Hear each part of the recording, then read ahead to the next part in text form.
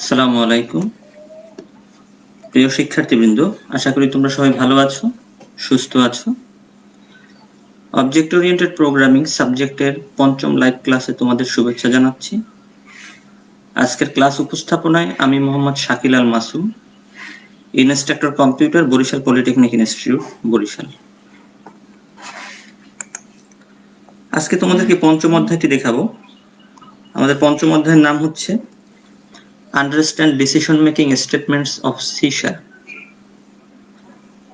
এই অধ্যায়ে যে সকল কন্টেন্টস রয়েছে তা হচ্ছে explain if statement, explain if else statement, describe the if else statement, explain nested if statement, describe switch statement, describe the conditional operator।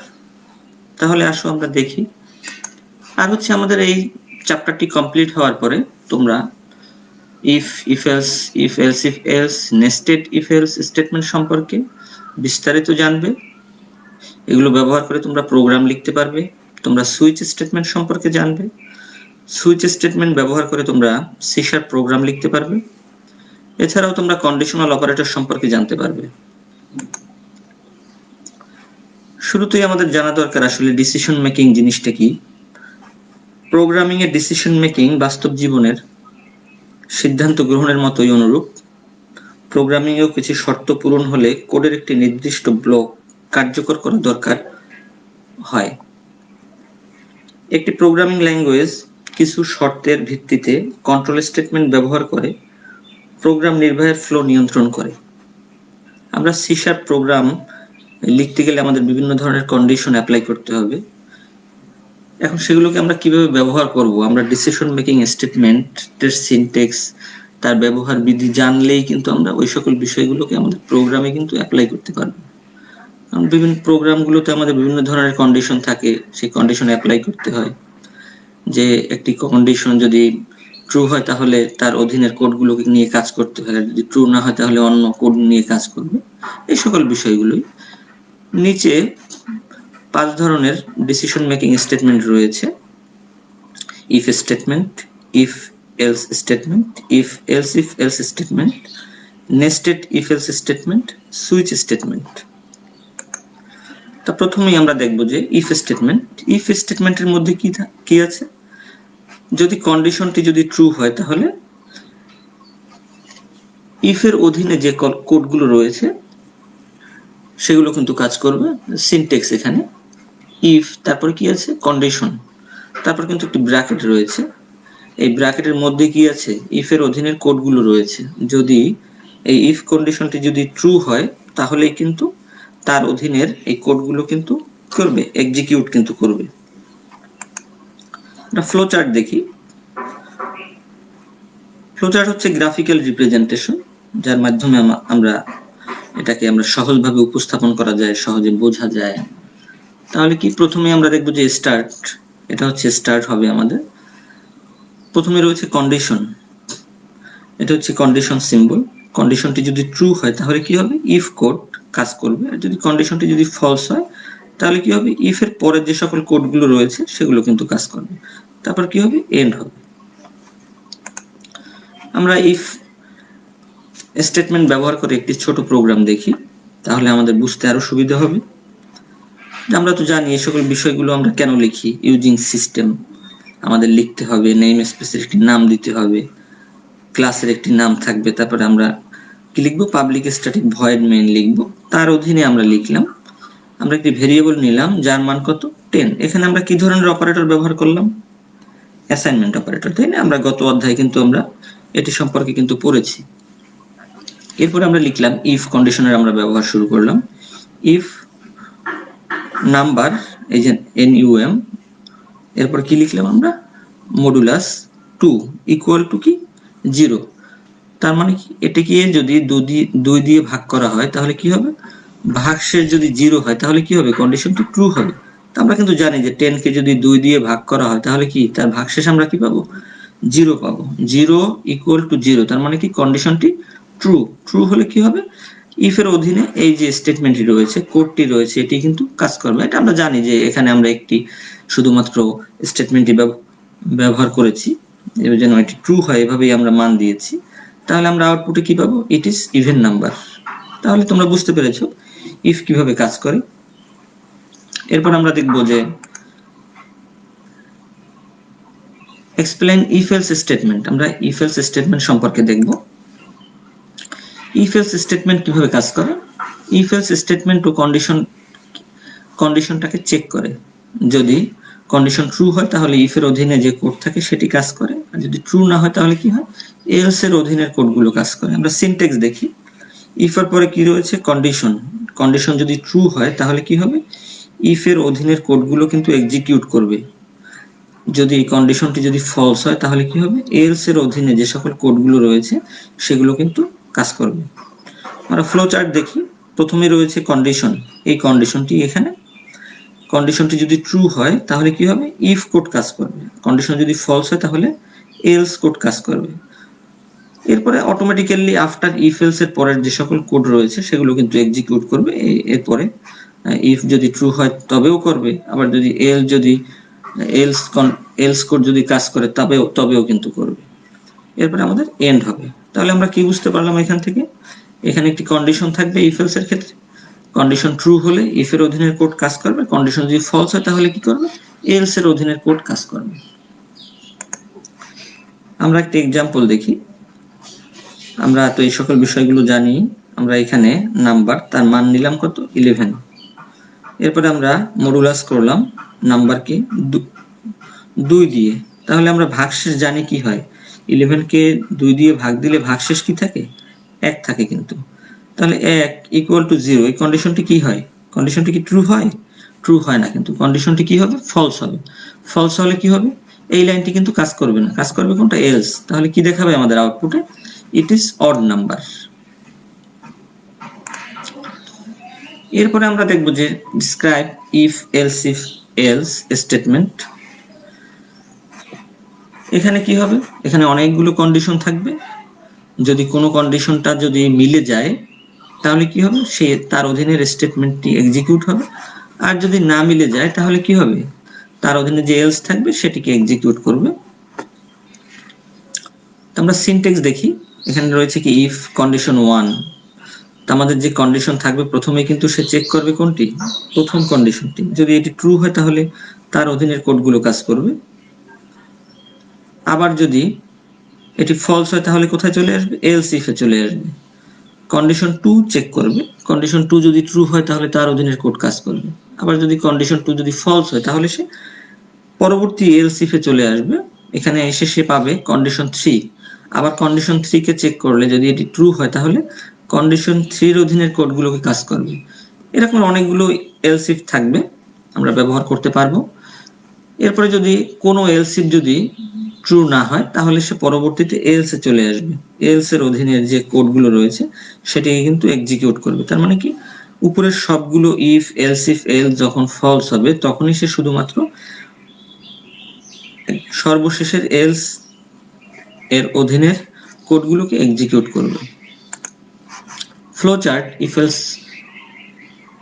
Else এর, যেখানে আমরা দেখিয়েছি অনেকগুলো কন্ডিশন 1 to n পর্যন্ত। তাহলে কি প্রথম কন্ডিশন যদি ট্রু হয় তাহলে তার অধীনের স্টেটমেন্ট কাজ করবে, আর যদি প্রথম কন্ডিশন ফলস হয় তাহলে সে পরবর্তী কন্ডিশনে চলে যাবে। আবার এটি যদি ট্রু হয় তাহলে স্টেটমেন্ট 2 এক্সিকিউট করবে। আবার যদি এটি যদি ফলস হয় তাহলে পরবর্তী যে এলস ইফ থাকবে সেটি নিয়ে সে কাজ করবে। আর যদি এটিও যদি ফলস হয় তাহলে কিন্তু যে সবশেষে যে এলসটি আছে তার অধীনে যে স্টেটমেন্ট রয়েছে সেটি নিয়ে কিন্তু কাজ করবে। আর এরপরে আমাদের এর পরবর্তী যে সকল কোডগুলো থাকবে সেগুলো অটোমেটিক্যালি কাজ করবে কিন্তু।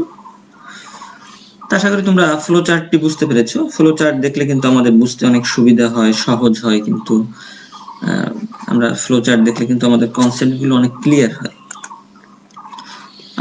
আমি এখানে তোমাদের ছোট একটি এক্সাম্পল দেখিয়েছি যে আমি যদি কোনো একটি নাম্বারটি যদি ইনপুট দেই তাহলে সেই নাম্বারটি গ্রেড কত সেটি বের করার একটি প্রোগ্রাম এটি। তো আমরা এখানে ইউজিং সিস্টেম লিখলাম, নেম স্পেসের নাম দিলাম, ক্লাসের নাম দিলাম, ভয়েড মেইন লিখলাম। শুরুতেই লিখলাম আমি একটি নাম্বারকে আমি ইনপুট হিসাবে নিব, এই জন্য আমি এটা মেসেজকে শো করলাম। এরপরে আমি লিখলাম convert.toInt। আমরা জানি যে ইনপুট নেওয়ার জন্য আমরা রিড লাইন মেথডটাকে ইউজ করি, এবং আমরা এটাকে কনভার্ট করে নিব ইন্টিজার টাইপের 2INT32 ব্যবহার করে, যেহেতু আমাদের ভেরিয়েবলটি রয়েছে কি ইন্টিজার টাইপের। এখন আমাদের শুরুতেই চেক করা দরকার যে আমাদের নাম্বারটি 0-র চেয়ে ছোট কিনা এবং 100-র চেয়ে বড় কিনা। এই দুটির যে কোনো যদি একটি হয় তাহলে কি হবে, সেটি হবে রং নাম্বার। সুতরাং শুরুতে এটাকে আমরা চেক করে নিব। এরপরে আমরা এই কন্ডিশনটি যদি ওকে হয় তাহলে কি হবে, সে যদি রং নাম্বার না হয় তাহলে সে কিন্তু চেক করবে। এরপরে এই কন্ডিশনটি যদি ট্রু হতো তাহলে কি হতো, সে রং নাম্বার দেখাতো। যেহেতু এই কন্ডিশনটি ফলস, আমরা যে ইনপুটকৃত মান দিব সেটা অবশ্যই 0-র চেয়ে বড় এবং 100-র চেয়ে 100 সমান বা 100-র চেয়ে কি দিব, নিচে দিব। তাহলে সে পরবর্তী এলস ইফে চলে আসবে। এখানে আমরা যে মানটি দিব, যেমন আমরা এখানে 65 দিলাম, আমরা সাপোজ ধরি, তাহলে কি 65 গ্রেটার দেন ইকুয়াল টু 0, এই কন্ডিশনটি কি ট্রু। আবার এখানে এন্ড, লজিক্যাল এন্ড ব্যবহার করেছি, 65 লেস দেন 50, তাহলে কি আমরা জানি যে 65 50-এর চেয়ে বড়। তো এন্ডের ক্ষেত্রে আমরা কি জানি, আমরা চতুর্থ অধ্যায় পড়েছি যে এন্ডের ক্ষেত্রে যে কোনো একটি ফলস হলে কি হবে, কন্ডিশনটি ফলস। তাহলে কিন্তু এখানে কিন্তু কন্ডিশনটি ফুলফিল করছে না, তাহলে এটা কি হবে, পরবর্তী আবার এলস ইফে চলে আসবে। তাহলে আবার সে এখানে চেক করবে 65 greater than equal to 50 and 65 less than 60, তাহলে এটিও কিন্তু ফলস। আবার পরবর্তী এলস ইফে চলে আসবে 65 greater than equal to 60 and 65 less than 70, এই কন্ডিশনটি কিন্তু কি ট্রু আমরা পেলাম। তাহলে আমরা আউটপুটে কি পাবো, সি গ্রেড। যেহেতু আমরা এখানে আমরা পেয়েছি আমাদের 65 এর মান, তাহলে কি হবে, পরবর্তী লাইনগুলোতে কিন্তু সে যাবে না। তাহলে আমরা যদি আমরা ইনপুট দেই, আমরা এই মেসেজটি যখন আমাদের আউটপুট স্ক্রিনে দেখাবে, যদি আমরা 65 দিই তাহলে আমরা আউটপুটে কি পাবো, সি গ্রেড পাবো।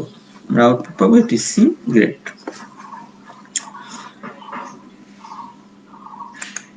এরপরে আমরা আরো একটি প্রোগ্রাম দেখব, যে আমরা সাধারণত আমরা সব প্রোগ্রামিং ল্যাঙ্গুয়েজে সাধারণত খুব এই প্রোগ্রামটি আমাদের লাগে, যে দ্বিঘাত সমীকরণের বাস্তব মূল নির্ণয়ের প্রোগ্রাম লিখো। তো আমি এখানে তোমাদেরকে এটি দেখিয়েছি। তো আমরা জানি যে আমরা ইউজিং সিস্টেম লিখবো, নেম স্পেসের নাম লিখবো, তারপর আমরা ক্লাসের নাম দিব, এগুলো সব আমরা জানি। তো আমরা জানি যে দ্বিঘাত সমীকরণের বাস্তব মূল নির্ণয়ের সূত্রটা কি, আসলে আমরা মূলটাকে যে বের করি, সূত্র কি, x equal to minus B plus minus root over B square minus 4ac by 2a, তাই না। তাই এখানে আমাদের কি থাকে, প্লাস মাইনাস থাকে। তার মানে একবার আমরা x এর মানটাকে নেই x1, এবং প্লাসের ক্ষেত্রে আবার x2-র ক্ষেত্রে আমরা আবার মাইনাসটাকে নেই। এবং আমাদের যে রুট থাকে root over B square minus 4ac, এটাকে আমরা সাধারণত ডি হিসাবে নিয়ে নেই, ডিসক্রিমিন্যান্ট। তাহলে আমরা দেখি, তাহলে আমাদের এই ইকুয়েশনে আমাদের যে সকল মান ইনপুট দেওয়া দরকার, আমাদের এ বি সি তিনটি আমাদের মান আমাদের ইনপুট দিতে হবে, কিন্তু এই জন্য আমি এই তিনটাকে ইন্টিজার টাইপের নিলাম। এরপরে আমরা যেহেতু ডি আমাদের ডিসক্রিমিন্যান্ট, এটি আমাদের দশমিক যুক্ত হবে, তাই আমরা এটাকে ডাবল টাইপের নিলাম। আর আমরা যেহেতু ইকুয়েশনটাকে আমরা মূল বের করবো x1 এবং x2, তার মানও আমাদের দশমিক যুক্ত হবে, তাই আমরা এটাকে কি নিলাম, ডাবল টাইপের নিলাম, x1 এবং x2। এবার আমি একটা মেসেজ তোমাদেরকে শো করলাম যে calculate root of quadratic equation. এরপর পরবর্তী লাইনে দেখাবে, আমরা এর ক্ষেত্রে আমরা ইনপুট নিব, এজন্য আমরা লিখলাম console.readline। এটাকে আমরা ইন্টিজার টাইপের কনভার্ট করে নিব, যে convert.2INT32। আবার বি এর ক্ষেত্রেও অনুরূপ, সি এর ক্ষেত্রেও আমার অনুরূপ। তাহলে আমরা এ বি এবং সি এর মানটাকে কিন্তু আমরা কি পেলাম। আমরা তিনটার মান যখন আমরা ইনপুট নিব, তাহলে কিন্তু আমরা ডি এর মানটাকে কিন্তু আমরা বের করতে পারি। তো আমরা এখানে লিখতে পারি D equal to B square B পূরণ বি মাইনাস 4 পূরণ এ পূরণ সি। তার মানে আমরা বি স্কোয়ার মাইনাস 4ac এখান থেকে মানগুলো পাওয়ার পরে কিন্তু আমরা এই ডিটাকে আমরা বের করতে পারি। তাহলে আমরা ডি এর মানটা পেয়ে গেলাম এখান থেকে। এখন আমাদের কন্ডিশন চেক করতে হবে। প্রথমে ইফ যদি ডি ইকুয়াল টু যদি 0 হয় তাহলে কি হবে, তাহলে আমরা সেই যে আমাদের সূত্রে যদি আমরা বসাই তাহলে কি হবে, আমাদের x1 এবং x2 এর মানটা কি, x2 এর মানটা কিন্তু সমান হয়ে যাবে, বোথ রুটস হয়ে যাবে কি ইকুয়াল হয়ে যাবে। তাহলে আমরা যদি x1 এর ক্ষেত্রে যদি বসাই তাহলে আমরা কি পাবো, আমরা সূত্রে বসালে কিন্তু আমরা এরকমই পাবো, এরপরে আমরা যদি x1 এর মানটা আমাদের x2 তে আসবে, তাহলে আমরা কি পাবো, x1 এবং x2 এর মানটা কিন্তু আমরা পাবো। তো এক্ষেত্রে কিন্তু আমরা চাচ্ছি কি, আমরা চাচ্ছি x1 এবং x2 এর মানটা যেন আমরা পাই। সেক্ষেত্রে আমাদের কি, যদি d এর মানটা যদি 0 এর চেয়ে যদি বড় হয় তাহলে কিন্তু আমরা পাবো। তাহলে আমরা পরবর্তীতে আবার if এর পরে আবার else if লিখলাম, যদি d এর মান 0 এর চেয়ে যদি বড় হয় তাহলে কি হবে, রুটগুলো রিয়েল হবে এবং ডিফারেন্ট হবে। তাহলে আমরা কিন্তু এখানে সেই সূত্রে আমরা আমাদের মান বসালাম, x1 = -b প্লাস math.sqrt, রুটের জন্য আমরা এটা লিখলাম math.sqrt, এই d বাই 2a। তাহলে আমরা এখানে কি প্লাসের মানটা পাচ্ছি x1। আবার অনুরূপভাবে আমরা মাইনাসের ক্ষেত্রে আবার মাইনাসের মানটি থাকবে আবার x2 এর মধ্যে। এরপর আমরা এটাকে কি করব, এটাকে আমরা আউটপুটে দেখিয়ে দিব, x1 এর জন্য একবার দেখাবো, আবার x2 এর জন্য একবার আমরা √1 এর ক্ষেত্রে আবার √2 এর ক্ষেত্রে। আর যদি d এর মানটাও যদি এই কন্ডিশনের কোনোটাই যদি না হয় তাহলে কোথায় চলে আসবে, এলসে চলে আসবে। এলসে আসলে আমরা কি পাবো, রুটস আর ইমাজিনারি। তো তোমরা এভাবে যদি করো, তোমরা তাহলে মানগুলো দিলে পরে তোমরা আউটপুট পাবে, এবং আশা করি তোমরা এটা বুঝতে পেরেছো। এটাকে বাসায় বসে করবে তোমরা নিজেরা। এরপরে আমরা দেখব যে nested if else. Nested if else কি, একটি ইফ এর মধ্যে আরো একটি ইফ এলস থাকে, এজন্যই আমরা এটাকে নেস্টেড ইফ এলস বলি। তো এখানে আমরা সিনট্যাক্স যদি দেখি, প্রথমে কি ইফ যদি কন্ডিশন যদি 1 ট্রু হয় তাহলে কি হবে, তার অধীনের যে ইফ এলস এটিকে নিয়ে কিন্তু সে কাজ করবে। যদি ইফ কন্ডিশন 1 যদি ট্রু হয় তাহলেই শুধুমাত্র সে কন্ডিশন 2 চেক করবে। যদি কন্ডিশন 1 ফলস হয় তাহলে কিন্তু আর সে এখানে আর ঢুকবে না, এই ব্র্যাকেটের মধ্যে কিন্তু সে ঢুকবে না। কোথায় চলে আসবে, সে এলসে চলে আসবে। এলসে এসে এলসের ভিতরে যে ইফ কন্ডিশন রয়েছে কন্ডিশন 3, এটি নিয়ে কিন্তু কাজ করবে। যদি এটি ট্রু হয় তাহলে তার অধীনের কোড কাজ করবে, আর যদি এটি ফলস হয় তাহলে তার অধীনের কোড কাজ করবে। তাহলে আমরা কি বুঝতে পারলাম, যদি কন্ডিশন 1 ট্রু হয় তাহলেই কিন্তু সে কন্ডিশন 2 চেক করবে। কন্ডিশন 2 চেক করলে যদি কন্ডিশন 2 ট্রু হয় তাহলে তার অধীনের কোড কাজ করবে, কন্ডিশন 2 ফলস যদি হয় তাহলে তার অধীনের যে এলস থাকবে সেটি নিয়ে কিন্তু কাজ করবে। আমরা ফ্লো চার্ট দেখি, আমাদের এখানে কন্ডিশন কয়টি রয়েছে, 3টি কিন্তু, তাই না? আমরা 3টি দেখিয়েছি। প্রথম কন্ডিশন 1, যদি কন্ডিশন 1 যদি ট্রু হয় তাহলে সে কোথায় যাবে, কন্ডিশন 2 তে। কন্ডিশন 2 যদি ট্রু হয় তাহলে তার অধীনের যে কোডগুলো রয়েছে সেগুলো কিন্তু এক্সিকিউট করবে। আবার কন্ডিশন 2 যদি ফলস হয় তাহলে কন্ডিশন 2 এর যে এলস রয়েছে সেটি এক্সিকিউট করবে। আর কন্ডিশন 1 যদি ফলস হয় তাহলে কোথায় চলে আসবে, আমরা বলেছি কন্ডিশন 3 তে। আবার কন্ডিশন 3 এর আবার কি রয়েছে, ইফ কন্ডিশন 3 এর অধীনেও আবার কি রয়েছে, যে ট্রু ব্লক রয়েছে আবার ফলস ব্লক রয়েছে। যদি ট্রু হয় তাহলে কি হবে, তার অধীনের কোড কাজ করবে, যদি ফলস হয় তাহলে তার অধীনের কাজ করবে। আর পরবর্তী কোডগুলো অটোমেটিক্যালি কিন্তু এক্সিকিউট করবে যেগুলো থাকবে। নেস্টেড ইফ এলস ব্যবহার করে আমি তোমাদের একটি প্রোগ্রাম দেখিয়েছি। এখানে আমি 3টে মান নিয়েছি। তো এই 3টি মান আমরা কিবোর্ড থেকে ইনপুটও নিতে পারি, বাট আমি এখানে তোমাদের সরাসরি মানগুলো দিয়ে দিয়েছি। যেমন আমি এখানে ফার্স্ট মান নিয়েছি 7, সেকেন্ড নিয়েছি -23, থার্ড নিয়েছি 13। 3টি মান আমরা নিলাম। তাহলে এখানে আমাদের 3টে মানের মধ্যে আমরা কম্পেয়ার করে 3টার মধ্যে কোনটি বড় সেটি কিন্তু আমি বের করব। তাহলে প্রথমে আমাদের কি করতে হবে, প্রথমে ইফ নিলাম ফার্স্ট গ্রেটার দ্যান সেকেন্ড, প্রথমটার সাথে দ্বিতীয় ভ্যালুটাকে আমি কম্পেয়ার করলাম। যদি কন্ডিশন ট্রু হয় তাহলে কি হবে, ইফের অধীনে প্রথম ইফের অধীনে যে কোডটি রয়েছে তার মধ্যে কিন্তু সে ঢুকবে, তার মানে এই ব্র্যাকেটের মধ্যে ঢুকবে। তাহলে আমরা জানি যদি প্রথমটা যদি ট্রু হয়, ফার্স্ট মান যদি সেকেন্ড মানের যদি বড় হয় তাহলে কিন্তু আমরা কি পারি, ফার্স্টের সাথে আবার থার্ড এর কিন্তু কম্পেয়ার করতে পারি। তাহলে এখানে কি আসবে, আবার আমরা লিখবো ফার্স্ট গ্রেটার দ্যান থার্ড। তাহলে কি আছে এখানে 7 গ্রেটার দ্যান 13, এই কন্ডিশনটা কি, এই কন্ডিশনটা কিন্তু ফলস। ফলস হলে কি হবে, এই লাইনটি কাজ করবে না, করবে কোনটা, এইটি কিন্তু কাজ করবে। আর যেহেতু আমরা জানি যে সেকেন্ড মানটি কি প্রথম মানটির চেয়ে ছোট, তাহলে কিন্তু এই কন্ডিশনটা যেহেতু ট্রু তাহলে কিন্তু এখানেই কাজ করবে, আর এখানে কিন্তু আর আসবে না। যদি সেকেন্ড মানটি যদি বড় হতো তাহলেই কিন্তু শুধুমাত্র সে এখানে আসতো। তাহলে এখানে আমরা কি আউটপুট পাবো, তাহলে দেখবো আমরা যে 7 গ্রেটার দ্যান -23 কন্ডিশন ট্রু। আবার এখানে যদি আবার আসি 7 গ্রেটার দ্যান 13, এই কন্ডিশনটি ফলস। ফলস হলে কি হবে, এই লাইনটি কাজ করবে, কি হবে তাহলে? আমরা আউটপুটে পাবো 13 ইজ লার্জেস্ট। এরপরে প্রিয় শিক্ষার্থী, আমরা এখন দেখব যে ডিসক্রাইব সুইচ স্টেটমেন্ট। এই সুইচ স্টেটমেন্টেও অনেকগুলো কন্ডিশন থাকে এবং এটিও ইফ এলস এর মতো কাজ করে। আমরা সিনট্যাক্সটা দেখে নেই। তা প্রথমেই আমাদের রয়েছে সুইচ লিখতে হবে, তারপরে এক্সপ্রেশন থাকবে। এই এক্সপ্রেশনের যে মানটি থাকবে, এই মানটির সাথে যদি প্রথম কেস ভ্যালু যদি মিলে যায় তাহলে তার অধীনে কোডগুলো কাজ করবে। তারপরে ব্রেক, মানে কি পরবর্তী আর কোনো লাইনে কিন্তু সে যাবে না। আর যদি প্রথম কেস ভ্যালু যদি না মিলে যায় তাহলে আবার সেকেন্ড কেস ভ্যালুতে যাবে। এভাবে সে চেক করতে থাকবে যতগুলো কেস ভ্যালু থাকবে। যদি কোনো কেস ভ্যালু যদি না মিলে যায় তাহলে সে ডিফল্ট যে কেস সেটি নিয়ে কিন্তু কাজ করবে। সুইচ স্টেটমেন্টের ফ্লো চার্ট প্রথমে আমরা জানি যে স্টার্ট করব, তারপরে কি আমরা সুইচ কন্ডিশন এক্সপ্রেশন, এই কন্ডিশন থেকে আমরা যে মানটি পাবো তা যদি কেস কন্ডিশন 1 এর সাথে মিলে যায়, যদি ট্রু হয় তাহলে কি হবে? তার অধীনে স্টেটমেন্ট 1 কাজ করবে, ব্রেক হবে। তারপরে আমাদের প্রোগ্রামের পরবর্তী অংশগুলো কাজ করবে। আর যদি প্রথম কেস কন্ডিশন 1 যদি না মিলে যায় তাহলে আবার দ্বিতীয়টায় আসবে। এভাবে সে এন্ড পর্যন্ত যাবে। এটি যদি ফলস হয় তাহলে লাস্টে সে ডিফল্টে আসবে এবং ডিফল্ট স্টেটমেন্টকে সে এক্সিকিউট করবে। আশা করি তোমরা বুঝতে পেরেছো। আমরা সুইচ স্টেটমেন্ট ব্যবহার করে ছোট একটি প্রোগ্রাম তোমাদেরকে এখন দেখাবো। আমরা একটি মানকে ইনপুট হিসেবে নিব, ইন্টিজার টাইপের, এবং এটা যদি আমাদের কেস ভ্যালুর সাথে যদি আমাদের মিলে যায় তাহলে আমরা কি পাবো? তার অধীনের কোডগুলোকে সে কাজ করবে। আমরা এখানে এন্টার এ নাম্বার, একটি মানকে আমরা ইনপুট হিসেবে নিব, সেটাকে ইন্টিজার টাইপের কনভার্ট করে নিলাম। আমরা যদি সাপোজ 10 নিলাম ইনপুট হিসেবে, তাহলে এই এনইউএম নাম্বারের মধ্যে সে কত পেল? 10। তারপরে কিন্তু সে খোঁজ করবে কোথায়, যে কেস ভ্যালু 10 কোথায় রয়েছে, তাহলে সে এখানে পাবে। তাহলে আউটপুটে দেখাবে ইট ইজ 10।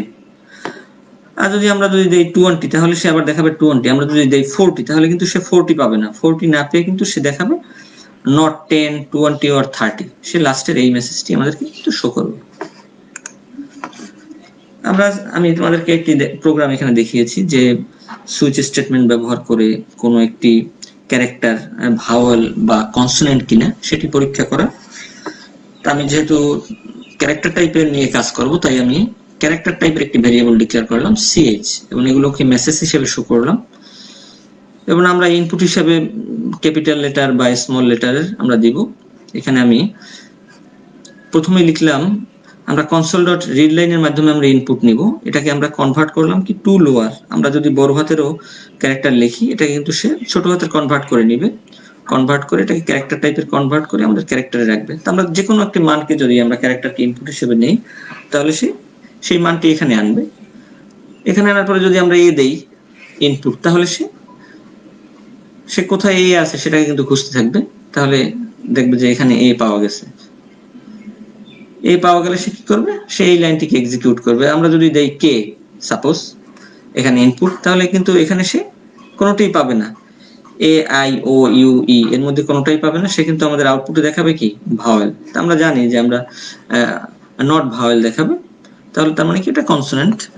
তাহলে আমরা A I O U E এর বাইরে আমরা যে কোনো একটি ক্যারেক্টার দিলেই কিন্তু আমরা আউটপুটে পাবো যে the alphabet is not a vowel.